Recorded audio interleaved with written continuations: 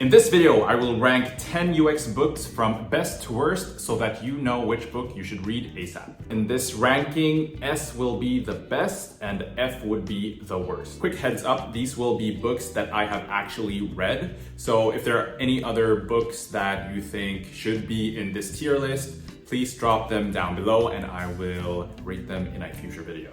And of course, everything's relative. These are my subjective scores, but enough, let's jump into it. When I ranked these books, I looked at 3 criteria. The first criteria is practicality. Is this a book that is useful today? Do I go back to it? Do I look up stuff when I have some questions? Second criteria is readability. So is this a page turner or is it more of a doorstop? So in my books, a good book is one that can communicate its content in a good way and make you more likely to remember it. And the last criteria is influence. Is this book other people's Bible? By reading this book, will you understand where other people are coming from? So the first book is Lean UX. It was written by Jeff Gothelf and Josh Sadin and is focused on how to apply UX to lean and agile workflows. So at that time, it offered a new viewpoint of how to apply UX. The book is full of actionable advice that can be implemented immediately. This also makes it very engaging because it's so actionable, and it is widely accepted, but not widely adopted. Calculating all of these together, I give it an A. The next book is UX Strategy, written by Jamie Levy. This was first published in 2015. The book is about the intersection of UX and business strategy, providing a roadmap of how to provide a UX strategy that gives the business the results. I don't know why I did that. I think the book has a good balance of theory and actionable advice. This also makes it engaging and easy to read. But I would actually recommend business strategy books over this one because although it is kind of looking at business strategy from a UX point of view, and that might make it easier for a UX designer to implement, I think that the books focused on business strategy are a lot more in-depth and makes you understand strategy a lot more. So I would recommend them over UX strategy. I give UX strategy a B. Now onto a book that is being recommended all the time, or at least when I was learning UX. I actually got it here. Don't Make Me Think. This book was a game changer. It was the book to get an introduction into UX for designers, PMs, developers alike. Steve Krug is a usability consultant and he wrote this book to make the web better. Every time I see UX books recommended, I always see this on the list. Having said that, I would not call this very practical, at least for me. It is an intro to usability and UX design. So it focuses on the fundamentals and a lot of topics, but that also means that it doesn't really go in depth as other books do. So after you've learned a decent amount of UX, this isn't really as useful as other books anymore. However, it is very thin and it's a good intro to whoever doesn't know what UX is. Even though this was groundbreaking in its day, today I have to give it a C. Next up is Sprint, a book written in 2016 by Jake Knapp, John Zaratsky, and Braden Kowitz at the time that they were working at Google Ventures. So as it's mentioned on the cover, Sprint teaches you how to solve big problems, test new ideas in just 5 days. So this is the unicorn. It provides a step-by-step guide for real-world application. It's very engaging, even has some pictures if you get bored. A lot of people have read this. It's been adopted by startups, Fortune 500 companies, you name it. So this one needs to get an S. Next up is this heavy and thick book about face.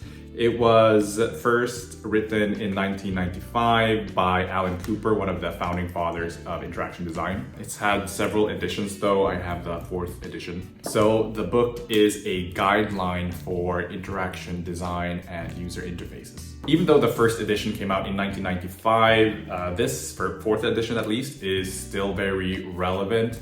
Has loads of information about how to design things properly, but it is very dense and academic. I first heard it from DesignaLily, put a link here, and she said that this was difficult to go through, and I was thinking, oh, well, yeah, but I mean, I read lots of dense books in university, but yeah, this is difficult to go through. Honestly, I haven't gone through it all yet. I'm like halfway through, and then it becomes a bit of a snooze fest. I believe DesignaLily said that this was recommended to all interaction designers at Google, but I think because it's so difficult to go through, most designers have not read this. So I give it a C.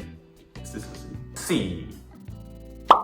Next up is Org Design for Design Orgs, published in 2016 and written by Peter Merholtz and Kristen Skinner. It's all about how to basically design orgs, focusing on what makes that unique and how to set it up for success. Because it's about org design, it's mostly relevant for managers, although I personally learned a lot just by looking at how levels are designed in a design org. I mean, levels like junior, mid-level, senior, lead, etc.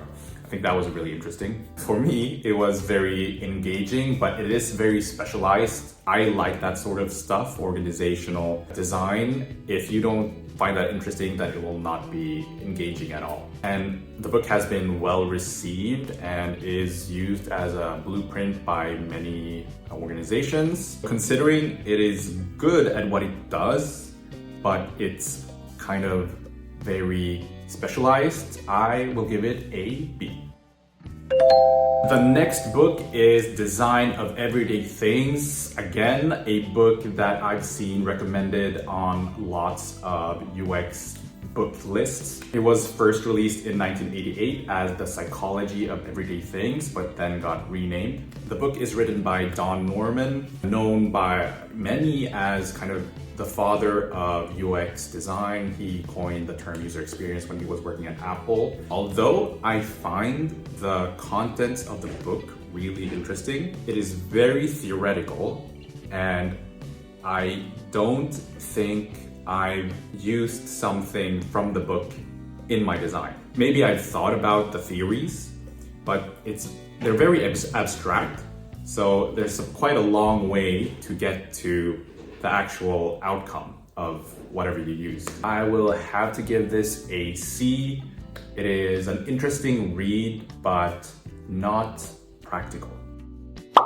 Next book is Think Like a UX Researcher, first published in 2019. It was written by David Travis and Philip Hodgson. It's not a book for just UX researchers, it's for UX designers, developers, PMs. It just helps you get into that researcher mindset. The book is divided into several articles, and they're all focused on a very actionable, hands-on approach to UX research. And because it is divided into articles, it is very engaging because the articles themselves are very short reads and very succinct. So it's very easy to consume. So I think that this book is actually the book I've looked stuff up in the most because it has a very wide range of topics and it's still in depth or talks about the things that are really important for those various topics. Very actionable. I haven't heard a lot of people talking about the book, but it's still really useful. So for that, I give this an A. Next is Think First, written by Joe Natoli, a UX consultant. This was actually the first UX book I bought. At the time, I had no idea what UX designers should read, so I bought this book. It was first published in 2015 and tries to make designers think first about the strategy over the visual design. So even though this was the first book I bought, I haven't gone through it that much. Even though the topics are actually quite practical, somehow I haven't been gravitating towards this. It's written decently, but not super engaging. And I haven't heard anyone else talk about this, even though actually there's like Don Norman, he's on the cover of the book. So to my first UX design book, think first, I'm gonna have to give you a D.